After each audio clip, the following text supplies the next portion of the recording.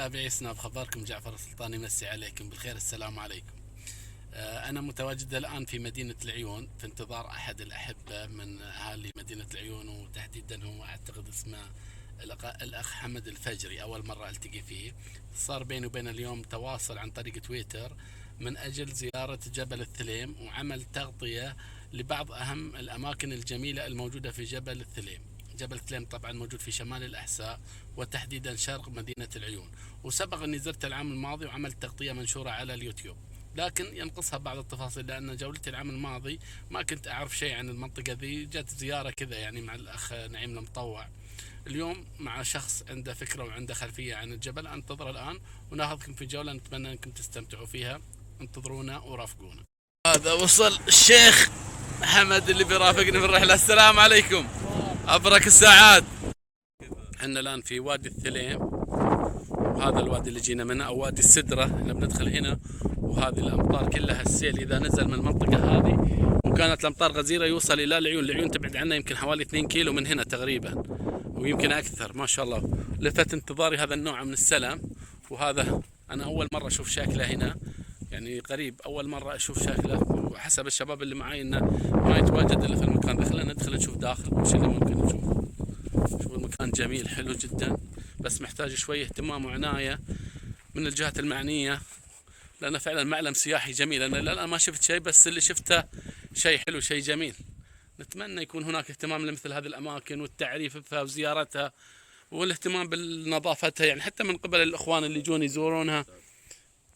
ندخل قاعدين نشوف شلون حتى الجبال هنا شكلها جميل شوي، فيها شيء من جبل القارة اللي صورنا فيه قبل. عندنا مقاطع عن جبل القارة والشبه كبير. شوفوا شلون أشكال الصخور جميلة جدا، روعة روعة. مكان حلو. هذا هنا بعض الشباب يا شيخ متواجدين للتصوير والتوثيق بعد. قاعدين. هذه السدرة اللي سمي السيل باسمها أو الوادي باسمها. بسم الله. لا زلنا نواصل. ما شاء الله السدرة هذه كم تتوقع عمر هذه؟ يعني هذه اللي سمي المكان باسمها. شوف حتى يا اخي ما شاء الله، شوف شلون دخولها خروجها بين الصخور. هذه السدرة اللي سمي المكان باسمها وادي السدرة او سيل السدرة، مثل ما قالها. شوف ما شاء الله يطلع منها ثمر. يعني مقبول طعمه مثلا. ما شاء الله. هذه سدرة. هذه بعد هل هي نوع مميز ولا في مثلها داخل في الحسا في القرى بالمزارع مثلا؟ يعني تحس انها مميزة ايضا. على مطالعها الديون اسمها بسنة السدرة. اي يعني عمرها يعني يمكن فوق 50 سنة ويمكن اكثر بعد شيء. اكيد. الله يجزاه خير اذا كان واحد زرع. لا والله يعني قالوا لك يعني يمكن ذي بدرة والله الامطار من هنا من الاماكن هذه مثل ما انتم شايفين، وتنزل وتتجه هنا. وكل ما شوفوا شلون عملية فتحة المويه هنا. اي لاحقت عليه مفتوح. شوفوا هذه الصخور يعني كلها نزلت قبل يمكن 7 سنوات 8 سنوات.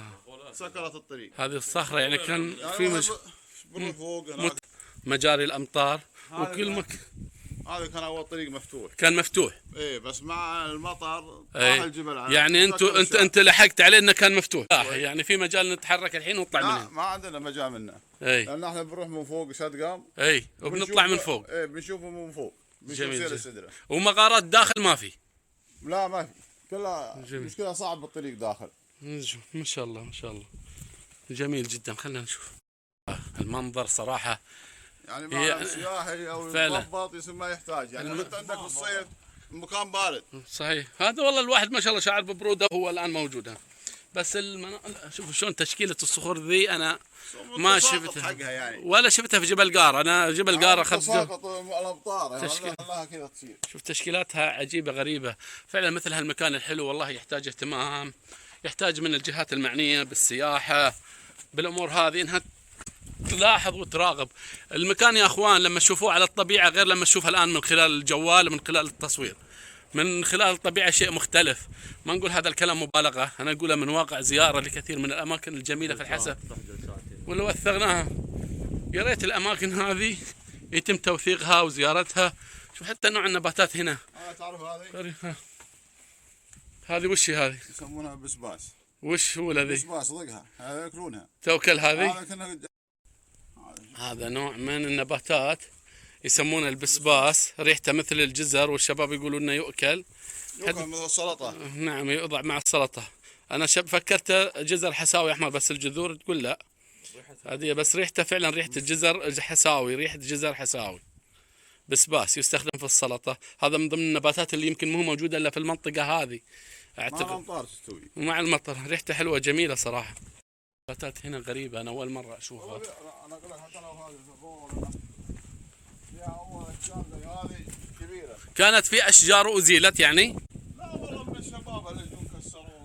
يعني احنا نوجه رسالة مثل ما انتم شايفين بعض الاخوان اللي جو تنزهوا واستانسوا تركوا اوراق، تركوا اكياس زبالة او صاهنة، يعني شوفوا قوارير الموية هنا.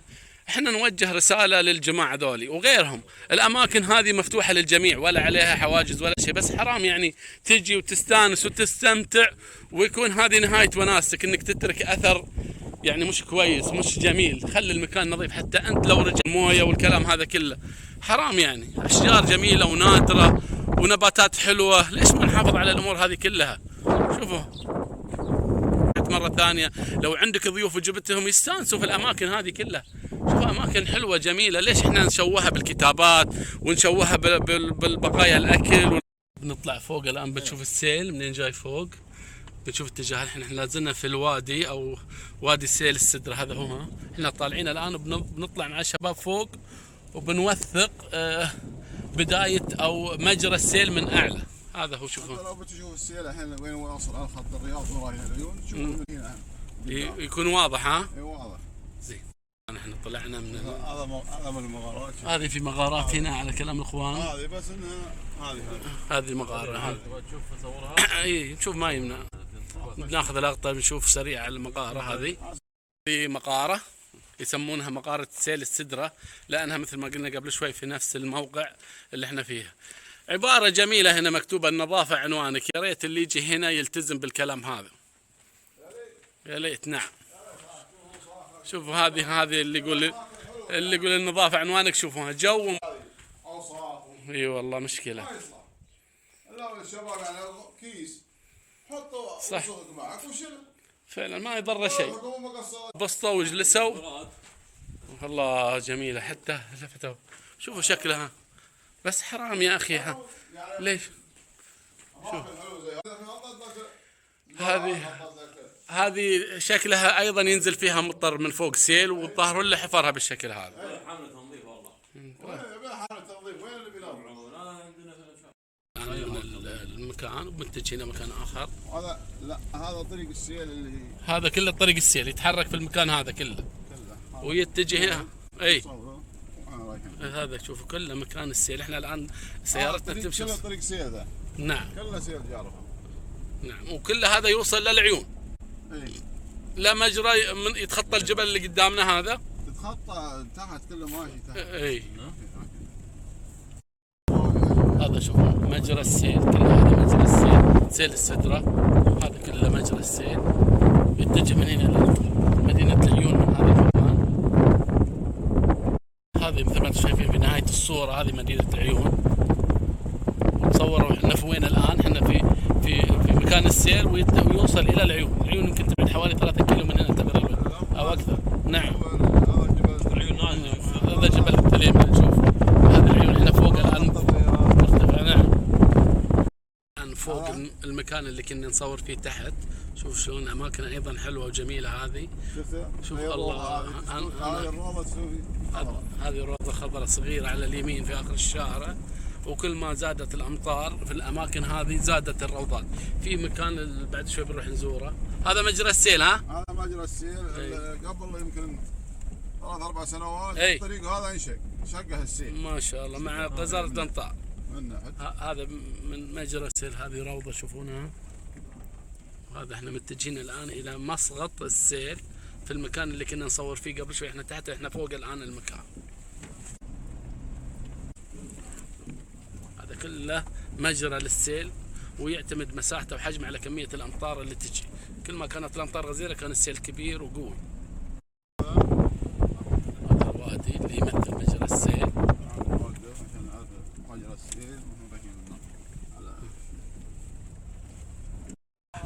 هذا مجرى السيل وادي السدرة. هذا مجرى السيل رايح يجي من هناك وينزل الى المكان اللي كنا فيه قبل شوي، لا سيل السدرة. الى نفس السدرة اللي احنا فيها.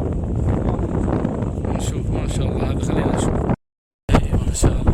طبعا القيادة في الاماكن هذه تتطلب واحد خبير وحذر، لانها مثل ما انتم شايفين يعني صخور حادة جدا. شوف هذه العيون قدامنا، شوفها في الاخير. المجرى مثل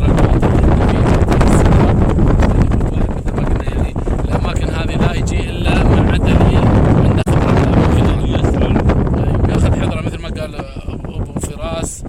السرعه بالذات في الليل الاماكن ذي يعني تتطلب حذر شديد.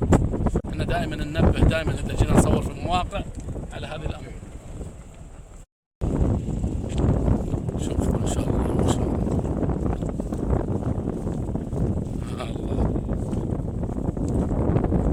الله هذا المجرى والله حلو تصدق. احنا كنا واقفين قدام هناك. ها شوف هذا المجرى ما حد يقدر يدخل فيه. ها يعني بينزل يقدر. اي بس انه عميق ما شاء الله. طريقه يعني من قدام تقدر تنزل وتمشي معه. اي جميل. هذا السيل شوف يجي من جهتين، يجي من جهه هنا ويجي من الجهه هذه جهتي. كنا الان داخلين وسط المنفذ على السيل. هو وادي السدرة او سيل السدرة. شوفوا كم شعيب او كم وادي يصفي. هذا شوف شلون. ايوه لكن هناك عند الصخرة هذه اللي هناك. اي هذا والله منظر جميل. هنا البقعة دي اللي احنا فيها بس اطلالتها حلوة. هذه يعني لو نعم لو رحلتنا كلها ما جينا لها المكان والله كفتنا على هالتصور وهذا المنظر مع المطر مع الاجواء الحلوة. شيء فوق الخيال صراحة.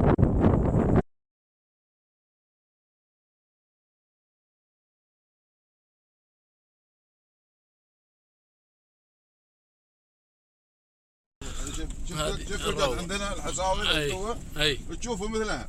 هذه الروضة. ها هذا الروضة ما شاء الله. هذه يمكن والله انا ما قد شفت في الحسا مثلها. دوس السيارات ما خلاص يستوي فيها عيش بعد.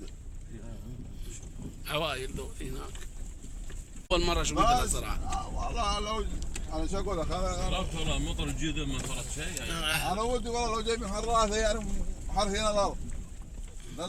سلام تشوف تقول غابه بس العالم كسرته.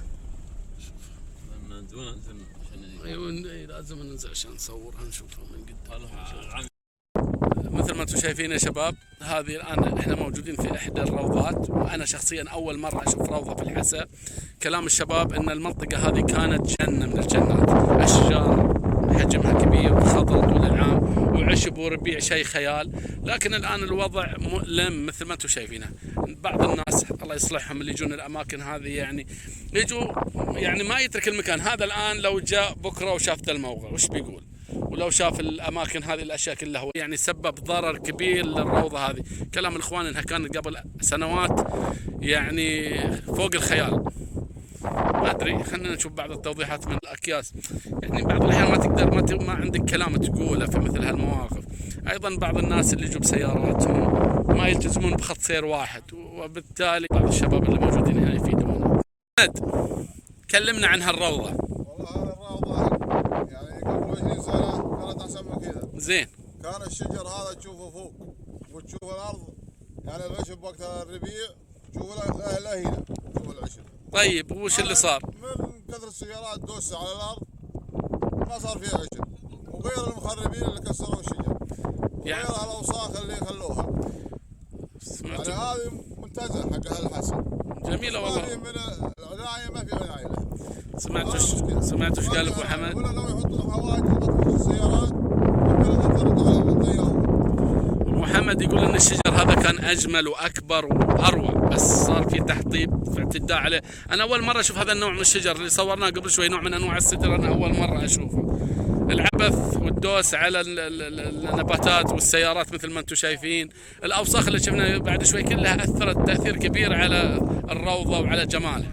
والله يا اخوان على فكره احنا يعني جينا متاخر، جيت للجماعه المفروض رحلتنا نشوف مناظر واشياء جميله، بس عورني قلبي هنا، والله عورني قلبي على الاشياء اللي قاعد اشوفها، مثل ما انتم شايفين الاوساخ والتخريب اللي صار والسيارات اللي رايحه جايه. ما ادري التلف في العبث في اللعب في ترك الاوساخ في الاماكن الحلوه هذه اللي يحرموا غيرهم ويحرموا حتى نفسهم انهم يجوا مره ثانيه ويستمتعوا فيها. ما ادري اذا عندي يعني ليش احنا ما نترك الطبيعه جميله عشان نستمتع فيها كل مره نجيها؟ ليش يعني ليش العبث؟ وش المتعه اللي يلقاها بعض الناس في التخريب؟ اجابه شافيه اعطني اياها.